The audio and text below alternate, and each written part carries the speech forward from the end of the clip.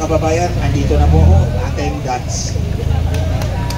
Ang una nating pag-usapan ay yung hilas na palaka sa Malacanang. Yes! Hindi Narinig nagpapaano. yung sinabi ko? Hindi nagpapaano. Ano sa veterans? Hindi nagpapa-om pagka ano. Ulitin ulit natin. Nandun kami sa kanilang bahay Viral sa na akin Nara yan. Street, Sa akin nga South din. Forbes Park. Isang gabi. Nag-dinner. Green din sa Tapos akin eh. kinalapit niya ako. Tara na, mag-yosi na tayo. Kasi kaming dalawa lang nag-yosi sa 8 tao na yan. Yung mag-asawang si Bangag at si Drug Pusher. Yung si Buddy. At yung 3 kasama ko at 3 kami. Pero kung nasa gilid ako palagi ni Drug Pusher, ni hilas na palaka. Kasi nga, kaming dalawa lang ang nag-yosi. Tapos ito, sabi niya, sabi niya, pag ayaw sumunod din bongit sa akin, ayokong paiyot sa kanya. Bangag talaga. Lisa, nakita mo yung sarili mo? Pinakita mo sa buong mundo kung gaano ka kapangag. And you don't deserve. The Filipino people deserve a better, far better First Lady than you are. Because you are drug pusher. Pangag ka na, wala kang laman utok mo, idiot. You see, mga kababayan, hinahamon ko itong 2 mag-asawa. Dahil, sabi ni Pangag Marcos Jr., pinapalagan niya yung sinabi ni Inday Sara. Bakit kayo, hindi kayo pumalag sa akin? 14 months na yung affidavit ko nakatiwangwang sa Facebook account ko, kung saan dinitali ko yung sinabi ni Lisa Marcos na magmi-meeting sila at ang may-ari ng Smartmatic. Yung pala, mamagikin nila yung boto ni Marcos. Tulad na ng sinabi ko, ang boto ni Marcos hindi lumagpas ng 24 million. Si Inday Sara, 32. Totoo yan. Pero magmumukha siyang kulelat kung 24 lang siya. So dinagdagan nila para umangat, naging 31.8 million. Dumikit kay Inday Sara, di po ba? Pero kung magdadagdag ka, magbabawas ka sa ibang kandidato. Kasi hindi pwedeng magdagdag ng magdagdag kasi may total number of registered voter. Ito yung limit eh. Kung magdagdag ka ng magdagdag, lalagpas ka eh, mahuhuli ka. So ang ginawa, kawatan talaga ito si Marcos. Kumuha ka doon sa ibang kandidato para idagdag doon sa boto mo. Malamang si Leni Robredo din ang dinaya niya. So, nakabawi na siya. At ito, mga kababayan, and I address this to the military. Sabi ninyo, o sabi ng boss ninyo, the military remains loyal to the Constitution. So ito ngayon ang aking hamon sa inyo. Patunayan nyo na ang loyalty ninyo ay sa Constitution mismo. Ano bang nakasad sa Constitution? Ang Constitution ay para sa kapakanan at sa interes ng taong bayan. Ang isang mandaraya ng boto ay namimili ng kanyang mandato. Wala yan sa Konstitusyon. Labag yan sa Konstitusyon. So ngayon, sino ang pinoprotektahan ninyo? Hindi ang Konstitusyon, kundi si Marcos. Kaya nga, ang sabi ko sa military, sa inyo, manawagan na kayong bumaba si Marcos sa pwesto. Because Marcos is an anathema to the Constitution of the Republic of the Philippines. Tinadaya niya yung eleksyon, minamanipula ang Korte Suprema. Ito, hindi ito chismis ha, hindi ito marites, hindi ito teorya, hindi ito opinion, personal kong karanasan to. Kasi ako ang inatasan ni Lisa Marcos. Oh, kaya nga hindi makapalag-palag yung 2 drug addict eh. Kaya nahamon ko ulit itong drug addict na si Marcos Jr. at ito si drug pusher na si Lisa Marcos na hilas na palaka. Pumalag kayo sa akin. Pinalagan nyo si Inday Sara, pumalag nga kayo sa akin, tingnan natin.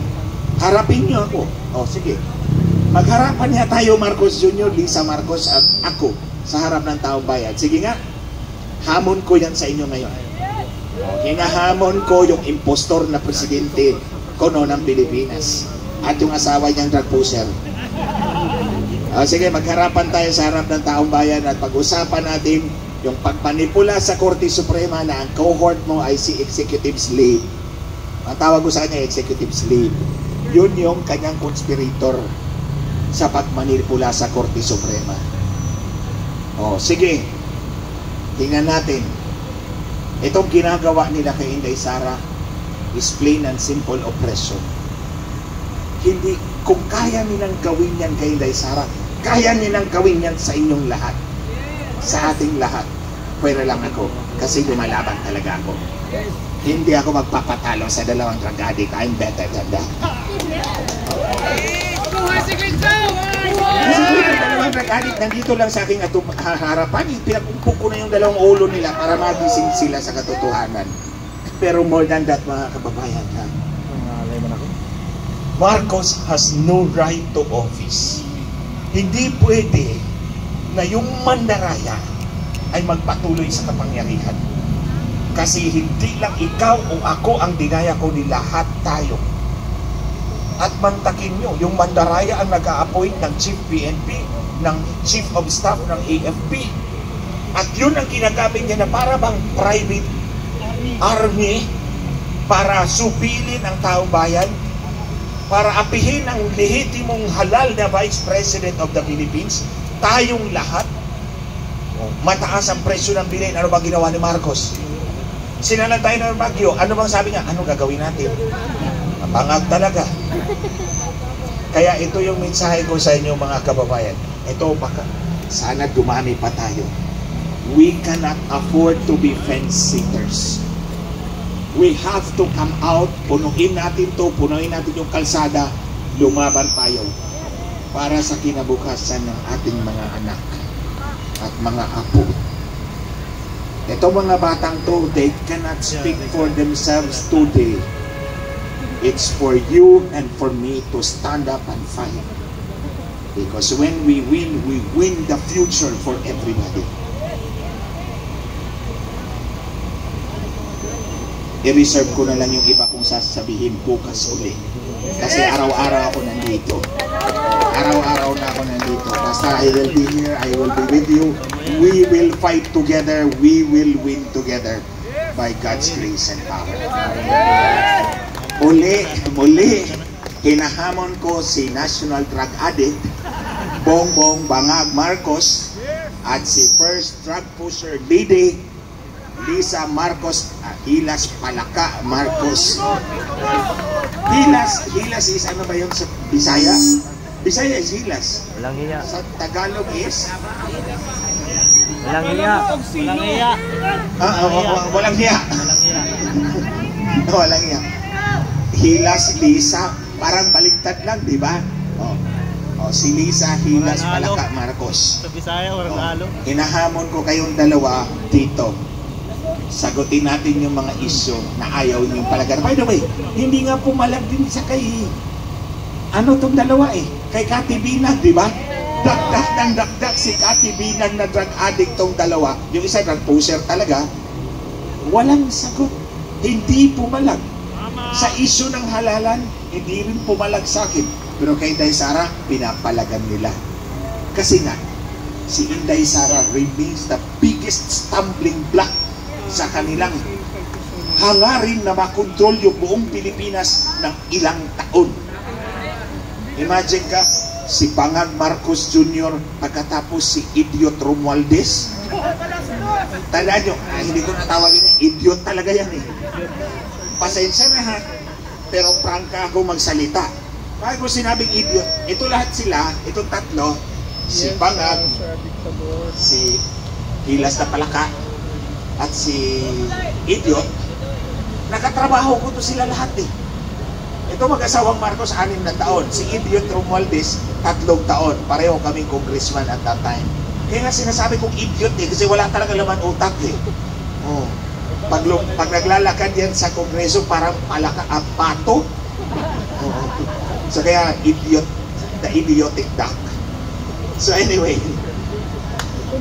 si Bangag, si Idiot, and then yung anak nila. 18 taon mamamayagpag si Lisa Marcos, aapihin tayong lahat. Wala silang pakialam sa atin. Basta hawak nila ang kapangyarihan, nanakawin ang pera natin. Papayag ba kayo? Kung hindi tayo papayag, sabihin natin sa mga mahal natin sa buhay, pumunta tayo lahat dito para dumami tayo ng gusto. Para dumami tayo ng gusto. Muli bukas magkita-kita muli tayo. May marami pang speakers na gusto Bayad ba tayo, magsalita. Atty. Glenchong? Bayad ba tayo? Nga pala, I was expecting na may magbibigay sa akin ng 500. O pagbaba ko ng sasakyan ko, akala ko, ikaw ang hinanap ko kagad eh. Kasi akala ko may 500 mong ibibigay kasi gusto kong kunin yung 500 kasi isampal ko sa mukha ni Marvel. Gusto ko sampalin si Barbie.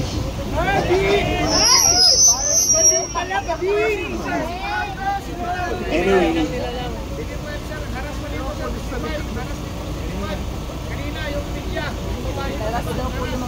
hinaras? Sino ang nagharas yan?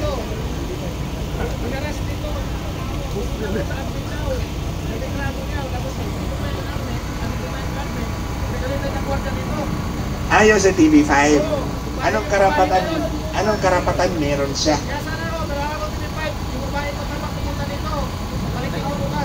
Oo, tsaka huwag tayong magpa-intimidate sa kapulisan, ha? Huwag tayong magpa-intimidate sa kapulisan kung gagamitin nila yung kanilang kapangyarihan. Meron tayong karapatan na lumaban kung tayo'y aapihin. Konstitusyonal yan. Tayo nasa konstitusyon, si Marcos nandun sa kabilang side. Illegal and constitutional. So huwag kayong matakot sa mga pulis kung tatakutin tayo. Sabihin nyo, nasa nga ba yung portalit natin?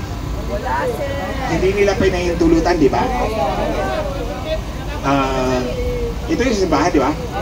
Si Father Jerome Siciliano, Yes! ang rektor. Yes! Sige, kung kaya ko bukas, kausapin ko si Father Jerome. Salamat, sir. Kilala niya ako eh. In-interview ako nito ni Father Jerome dati sa Smartmatic, sa Radyo Veritas. So, subukan natin. So, ang portalit nandiyan pa. Order na lang, sige. Subukan natin kung kaya natin. Ito, mukhang takot ito kay yung may-ari nito, takot ito sa mga bangag. Eh tayo, hindi naman tayo matatakot sa bangag din. Kasi hindi tayo bangag, di po ba? Ulitin ko, pag ayaw ni Pogit sumunod sa akin, ayaw kong paiyot sa kanya. My goodness, hindi si Marcos ang nakaupo as president. Ang asawa niyang ayaw magpaiyot pag hindi siya sumunod. Di po ba? With more reason, tanggalin talaga natin tong incompetent na bangag. Di ba? That's another reason, mga kababayan. So bukas na ulit, ibang storya na naman bukas. Pero yung ulit-ulitin ko pa rin. Maraming salamat sa inyong lahat. Maraming salamat for standing up for our country, for our future. Lahat naman tayo mabibiyayaan. Thank you, Kuya JM. Thank you, Maui. Ang 500 na ibigay mo kasi isampal ko kay Marvel. Okay, anyway guys, thank you very much. Kita-kita tayo muli bukas. Sana mas marami pa tayo bukas.